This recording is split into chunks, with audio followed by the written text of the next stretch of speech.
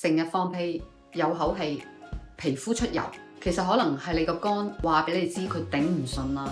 你知唔知？成日腸胃好多氣、放屁，唔係一定係食壞咗個肚，好多時係你個肝負擔爆燈啦。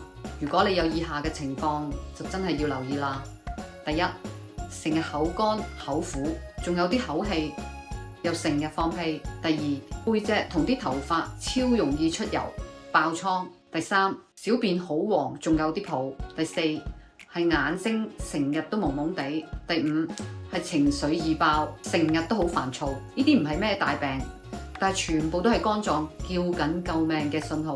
養肝唔係食咩保健品咁簡單，最緊要係唔好再傷害佢。成日捱夜唔食菜，日日發脾氣，呢啲先係最傷肝嘅真兇。想肝臟舒服啲，記住早啲瞓覺，食得清淡啲，情緒穩定啲，食多啲菠菜、芹菜、菜心呢啲綠色嘅菜。有需要嘅話可以補充一下，幫助肝臟解毒嘅營養，身體自然會幫你代謝啲毒素，唔使日日頂住咁辛苦。你又有冇中肝臟嘅警號呢？